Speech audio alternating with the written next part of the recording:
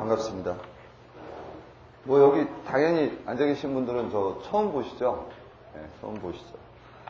저는 원래 재작년에 합격의 법학원에서 원래 리트 강의를 했었습니다. 리트 강의를 했었고요. 언어는 지금 횟수로 한 14년 정도 강의를 했습니다. 그래서 언어 강의를 그동안 오랫동안 했었는데, 마침 피셋 얘기가 나오고 해서 오늘 여러분들 뵙고 뭐 이런저런 얘기를 좀 하려고 왔습니다. 지금 제가요, 강의를 그렇게 오랫동안 했는데도 상당히 떨려요. 여러분들 보고 있으니까. 제가 20대 중반하고 20대 후반을 신림동에서 보냈습니다. 신림동에서 보냈고, 그 다음에 또 사법시험 공부하면서 이 합격의 법학원이 옛날에 한국법학원이었는데, 그때 신호진 선생님 강의, 지금도 신호진 선생님 계시죠? 네, 지금도 오래되셨어요, 그분이. 그래서 그분 강의 듣고 2차 때 손범규 변호사 강의 듣고 그랬던 기억이 있습니다. 그래서 예전에 제가 학생 때 여기서 계속 강의를 듣고 공부를 하다가 또 오늘 이렇게 입장이 바뀌어서 여기 쓰니까 굉장히 좀 기분이 묘해요. 좀 감회도 새롭고 그렇습니다. 오늘 여러분들하고 제가 할 이야기는 뭐 이런 겁니다.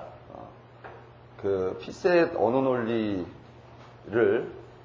신림동에서, 이제 사실 신림동에 학원이 생각보다 이렇게 많이 없지 않습니까? 그렇죠? 없고. 그 다음에 강의를 들으셔도 조금 느낌이 안 오고 성적이 좀 잘 안 오르시는 분들이 있어서 제가 제 나름대로 방법론을 좀 제시하려고 왔습니다. 제가 언어 강의를 한 10년, 14년, 15년 이렇게 하다 보니까 제가 수능 강의도 해봤고요. 이제 피트 강의도 해봤고, 미트 디트도 해봤고, 리트도 해봤고, 다 해봤는데 언어 강의를 이렇게 하다 보면요, 그게 수능이 됐건 리트가 됐건 미트 디트가 됐건 피트가 됐건 심지어는 피셋이 됐건 간에 언어라는 이름이 들어가 있으면 학생들이 생각하는 게 두 가지가 있어요. 그러니까 두 가지 오해가 있다고 해야 되나요? 어떤 오해가 있냐면 첫 번째는 이거예요. 뭐냐면 언어는 해도 안 오른다. 그럼 언어를 잘하는 사람은 타고 태어난 사람들이 몇몇 특수한 사람들이 있다. 이렇게 진짜로 생각을 하시더라고요, 학생들이. 그 다음 두 번째는 이건 조금 이제 반대 유형이죠. 반대 유형으로 안 해도 기출문제 한 번 정도 풀어보고 들어가면 점수가 잘 나온다. 제가 리트 강의를 하다 보면 지금 제 수업 듣고 있는 학생들 중에 한 20%? 한 25% 정도가 서울대학교 학생들이 많은데, 서울대학교 학생들이 그렇게 얘기를 하나 봐요. 후배들을 만나가지고, 예를 들어서, 피셋을 통과한 학생이나 아니면 리트를 통과한 학생들한테, 형 어떻게 공부했어요? 이렇게, 어떻게 하면 통과할 수 있어요? 이렇게 물어보면 선배들이 그렇게 얘기해 준다는 거예요. 야, 그걸 공부를 왜 해? 가가지고 한 열흘 그냥 기출문제 풀고, 그냥 한 달이면 충분해. 무슨 공인중개사 시험도 아닌데. 그러니까 그거는 사실, 근데, 그렇게 말하는 선배들도 되게 이상한 선배지만 더 신기한 건 그걸 그대로 고지고대로 믿는 후배들이 더 문제인 거예요. 사실 제가 봤을 때는. 그러니까 두 가지 다, 그러니까 언어는 해도 안 오른다. 해도 안 오른다. 안 해도 점수가 잘 나온다. 이거는 둘 다 제가 봤을 때는 오해라고 볼 수밖에 없고요. 제가 보니까 이런 학생들, 그 다음에 이런 학생들을요, 학원 강의를 하다 보니까 실제로 보긴 봤어요. 이렇게 머리가 아주 좋은 학생들, 정말 안 해도 점수가 잘 나오는 학생들이 있더라고요. 있긴 있는데, 그런 학생들은 100명에 1명, 100명에 2명, 98% 정도는 이거하고 상관이 없어요. 그 다음에 해도 안 되는 학생. 이거 혹시라도 여기 앉아 계신 분 중에 자기가 이 유형이 있다고 생각하는 분들은 생각 한번 잘 해보십시오. 이런 학생들은요, 1000명에 1명?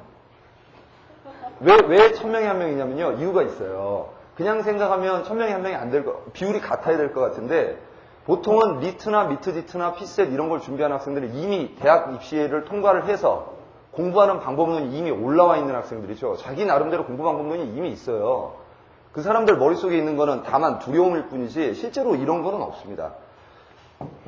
제가 앞으로 피셋 강의를 하면서 여러분들이 저를 통해서 혹은 제가 여러분들이 시험에 통과하면 여러분들도 굉장히 기쁘시겠지만 사실 수업을 하는 입장에서도 상당히 보람을 느끼게 되는데, 리트 같은 경우에는 예전에는 40문제였고 지금은 이제 35문제입니다. 35문제인데 뭐 피셋도 마찬가지로 지금 40문제로 알고 있는데 이게 이제 제가 재작년 수업을 하다 보면 35문제 가지고 기출문제를 풀어오라 그러면 몇 문제 맞히는 학생들이 있냐면 진짜로 12문제, 13문제 이렇게 맞히는 학생들이 있어요. 이거 35문제인데 12문제면 이거 3분의 1밖에 점수로 치면 이거 30점밖에 안 되는 거 아닙니까? 그렇죠? 이런 학생들이 7, 8개월을 열심히 시키는 대로 꾸준히 하면요. 이 학생들이 아주 심한 학생들 같은 경우에는 뭐 32개까지도 나오고 이런 학생들이 있죠. 물론 제가 잘 가르쳐서 그런 건 아닙니다. 그 학생의 노력이 70% 정도고 저는 옆에 30% 정도 도와주는 거죠. 그래서 뭐 저는 피셋을 우습게 봐서 그러는 게 아니고 상대적으로 피셋도 이런 언어적 요소 굉장히 많이 강조되기 때문에 충분히 좋은 결과를 얻으실 수 있을 거라고 생각이 됩니다. 제가 오늘 여러분들한테 기본적으로 여러분들하고 하고 싶은 얘기는 기본적으로 한 3가지 정도가 있습니다. 그러니까 여러분들이 좀 궁금해 하시는 게 이제 첫 번째는 뭐냐면 이거 왜 안 되지? 첫 번째는 이게 상당히 이걸 많이 궁금해 하세요. 뭐냐면 시간 안에 푸는 거죠. 시간 안에 푸는 거. 그러니까 이게 사법시험이 됐건 뭐 리트가 됐건 미트가 됐건 뭐 피셋이 됐건 간에 가장 큰 문제가 이거죠. 시간 안에 어떻게 하면 풀 수 있나 이거죠. 근데 시간 안에 푸는 거는 사실은 뭐 그냥 대충 풀면 풀 수 있죠. 근데 이제 문제 두 번째가 정확하게 푸는 게 문제죠. 이 두 가지가 해결하는 겁니다. 이 두 가지 가지고. 그렇죠? 그럼 이제 세 번째는 이게 어떻게 보면 이 두 개를 포괄하는 문제라고 볼 수 있습니다. 세 번째는 문제가 뭐냐면 이렇게 유형의 관계가 없어야 돼요. 유형의 관계가 없어야 되는데 제가 지금 여기에 유형이라고 얘기를 해놨지만 사실은 유형 플러스 제재죠. 제재입니다. 그러니까 유형하고 제재에 관계없이 일단 하한을 방어하실 수 있어야 돼요. 굉장히 중요한 게 하한의 방어입니다. 그러니까 하한의 방어라는 게 내가 어렵게 나왔거나 아주 내가 평소에 했던 거하고 방향이 완전히 다르더라도 그렇죠? 하한을 몇 점 정도로 생각을 하시면 제가 봤을 땐 타당하냐면 합격점이 하한이 돼야 되죠. 그러니까 한 75점 정도. 혹은 뭐 이거보다 이 정도 그러니까 아무리 내가 그날 컨디션이 안 좋고 아무리 내가 모르는 게 나왔고 태어나서 처음 보는 이야기를 했더라도 이 정도는 나올 수 있도록 뭔가 좀 대책이 있으셔야 될 거 아니에요. 대책이 있으세요? 제가 보니까요. 사실 제가 뭐 강사로서 능력이 얼만큼 있다고 말씀드리긴 뭐하지만 대체로 좀 부지런한 편입니다. 그래서 제가 사실 여러분들한테 이렇게 강의를 하기 전에 이 신림동의 유명한 언어논리 강사님들 강의를 웬만한 강의를 다 들어봤어요. 기본 강의도 들어보고 실전 강의도 들어보고 근데 저랑 생각이 많이 다르시더라고요. 생각이 조금씩 그분들이 틀렸고 제가 맞다고 얘기하는 게 아니라 말 그대로 생각이 좀 달라요. 제가 봤을 때는 좀 더 효율적인 방법이 있다고 저는 생각을 하는 겁니다. 그렇게 믿고 있고 그게 제 10년 넘게 거의 한 15년 동안 강의를 하면서 내린 결론입니다. 자, 그래서 일단은 여기 저 지우개 없나요?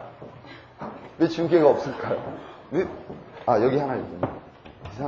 깜짝 놀랐네, 지우개가.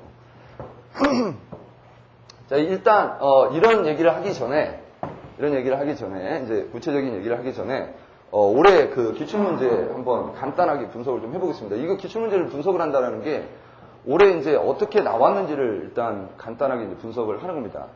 자, 여러분들 그 보시면 아시겠지만은 이 중심 내용 파악하고 세부 내용 파악이 여기서 한 12문제 정도 약 나왔습니다. 근데 여기 보시면 이쪽에 올해 그 기출문제를 분석해 놓은 책들을 보면요.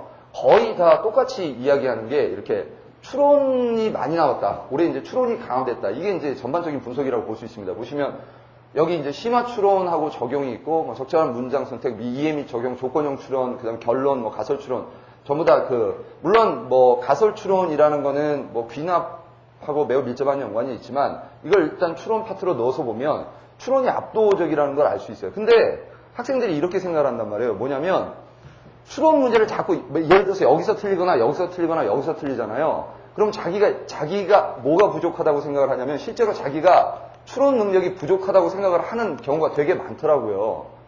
선생님 추론 문제를 틀렸으면 나는 추론 능력이 부족한 거 아닙니까? 그거는 외부에서 나온 카테고리에 자기를 가두는 겁니다. 제가 학생들 실제로 만나가지고 추론 문제 자꾸 틀리는 학생들을 실제로 접하면 그 학생들은 실제로 추론 능력이 없는 게 아니라 논지를 이해하는 능력이 부족한 경우가 거의 90%예요.